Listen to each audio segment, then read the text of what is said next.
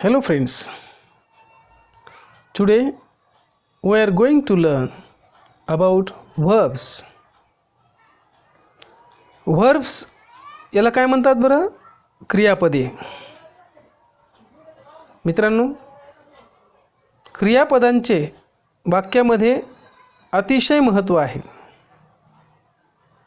नुसत्या एका क्रियापदानं एक अर्थपूर्ण वाक्य बनू शकते. उदाहरणार्थ, आय बनाना या वाक्यामध्ये क्रियापदच नसल्यानं या दोन शब्दावरून कोणताच अर्थ समजत नाही. वाक्य अर्थपूर्ण होण्यासाठी त्या ठिकाणी इट, लाईक, BUY, बाय इत्यादी संदर्भानुसार क्रियापद वापरावं लागतं. या उलट कम, गो, सीट, हॅव, इट या नुसत्या एकेका क्रियापदावरून संपूर्ण वाक्याचा अर्थ समजतो. थोडक्यात म्हणजे क्रियापद हा वाक्याचा आत्मा होय. Verb is a saying word or a telling word. मित्रांनो, इंग्रजी वाक्यातील क्रियापद हा काहीतरी कथन करणारा शब्द असतो. उदाहरणार्थ, द रोज इज पिंक या विधानामध्ये इज या शब्दानं, या क्रियापदानं गुलाब कसा आहे ते सांगितलं आहे. द रोज इज पिंक, गुलाब गुलाबी आहे. What is the rose like, what is the rose like असा जर मी प्रश्न विचारला तर येणारं उत्तर हे इट इज पिंक असं येतं. चला तर मग दुसरं वाक्य पाहूयात. द रॅबिट जम्प्स या ठिकाणी ससा उड्या मारतो हे वाक्य आहे.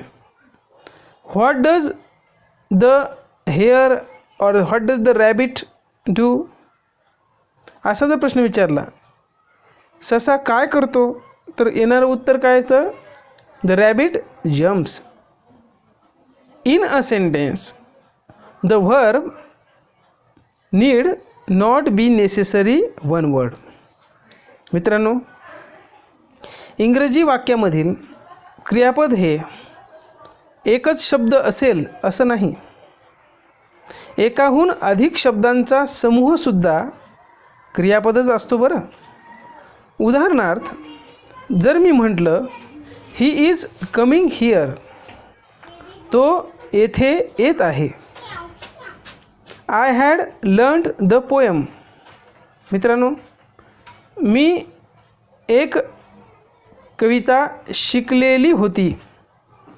आता पहा बरं, या वाक्यामध्ये म्हणजे पहिल्या वाक्यामध्ये ही इज कमिंग हिअर या वाक्यामध्ये इज कमिंग हा शब्दसमूह क्रियापद आहे.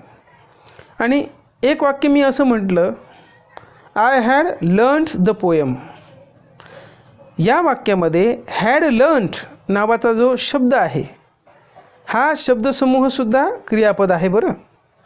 मित्रांनो, करता कोणती क्रिया करतो हे क्रियापदानं समजतं.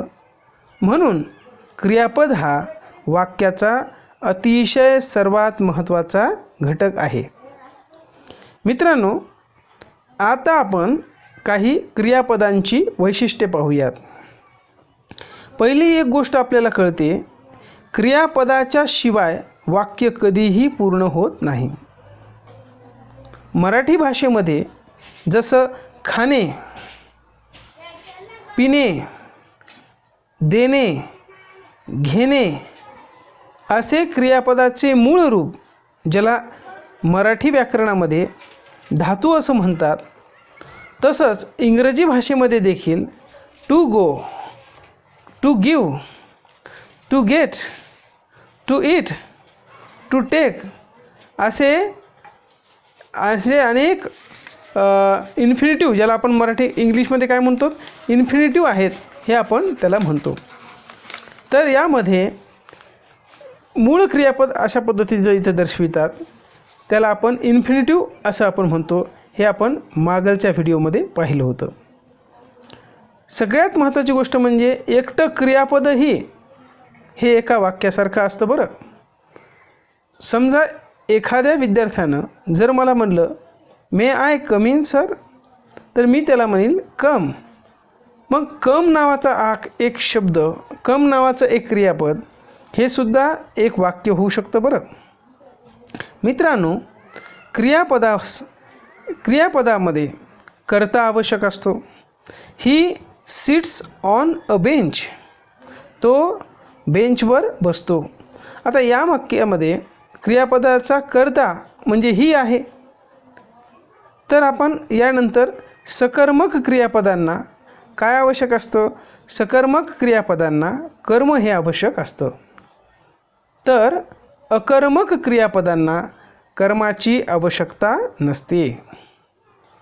चला तर मग आपण काही उदाहरणं पाहूयात.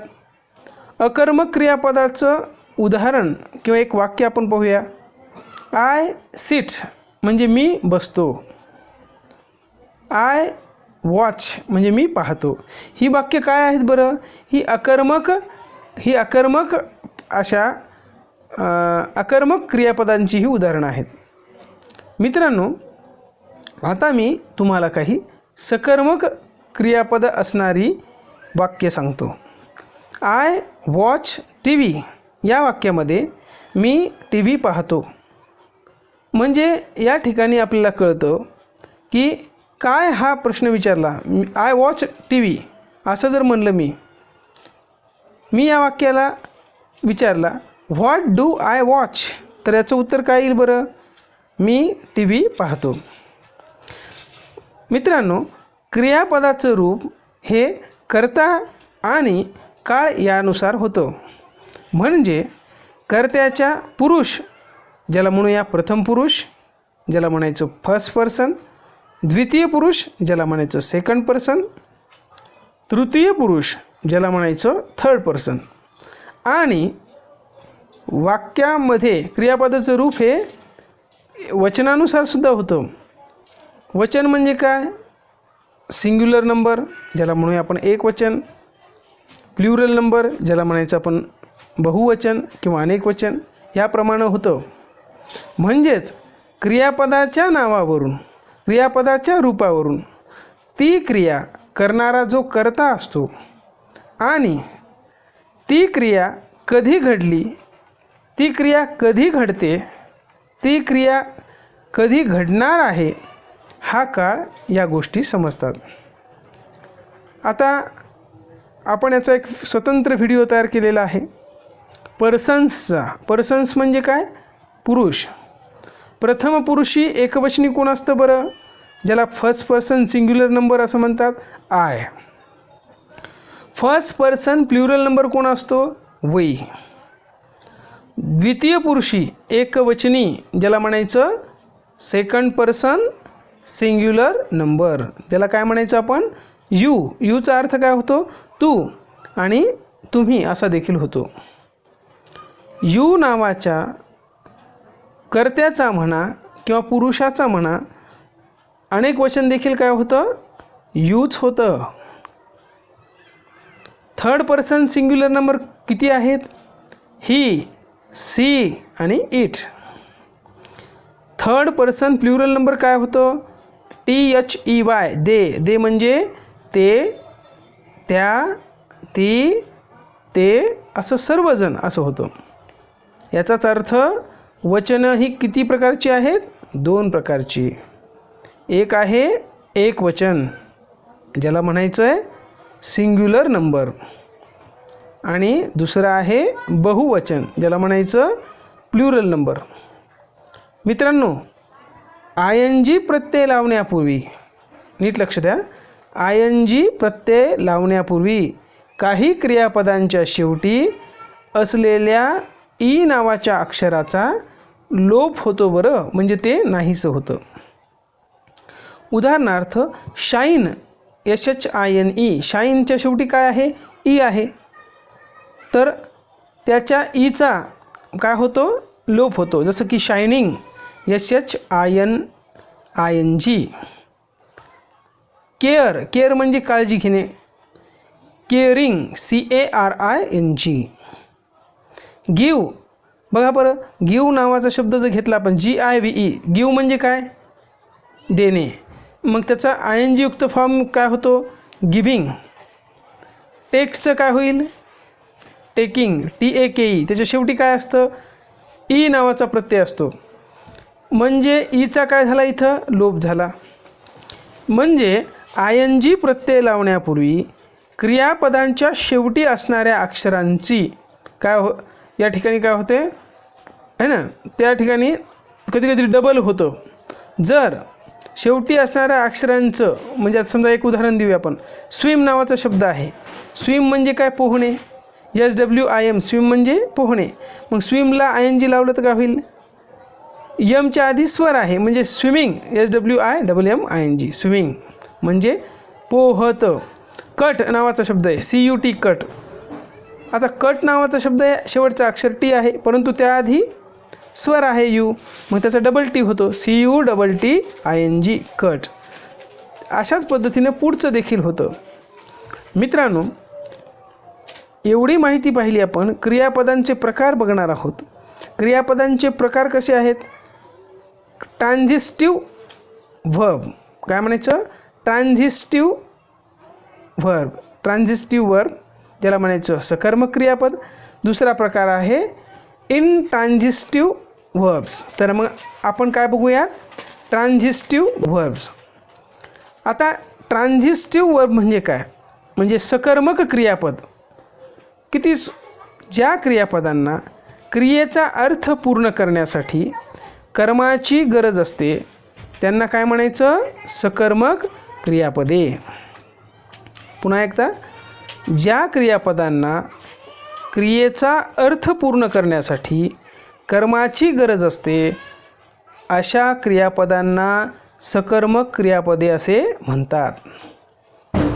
The verbs which expect an object to complete their meanings are called transitive verbs. I repeat it. The verbs which expect an object to complete their meanings are called transitive verbs. कर्म म्हणजे काय? कर्म म्हणजे क्रियेचा परिणाम ज्याच्यावर घडतो. कर्म म्हणजे क्रियेचा परिणाम ज्यावर घडतो ती वस्तू कर्माच्या शिवाय सकर्मक क्रियापदाचा अर्थ अपूर्ण राहतो. उदाहरणार्थ, आय वॉच. आता मी म्हणतो आय वॉच. आय वॉच म्हणजे काय? मी पाहतो. आता या वाक्यामधलं वॉच म्हणजे पाहतो या क्रियापदाचा अर्थ काय पाहतो हे समजल्याशिवाय पूर्ण होत नाही. म्हणजे मी काय पाहतो है ना, मी काय पाहतो म्हणजे मी व्हॉटनं प्रश्न विचारला. आता मी म्हणलं आय वॉच म्हणलं तर हे काय झालं? अकर्मक झालं, कारण कायचं उत्तर भेटत नाही आहे है ना. पण व्हॉट डू आय वॉच?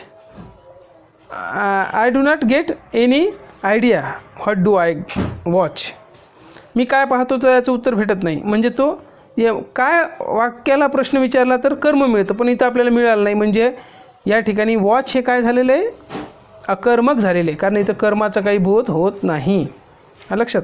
पण मी जर असं म्हटलं I watch TV, I watch TV म्हणजे मी TV पाहतो. What do I watch?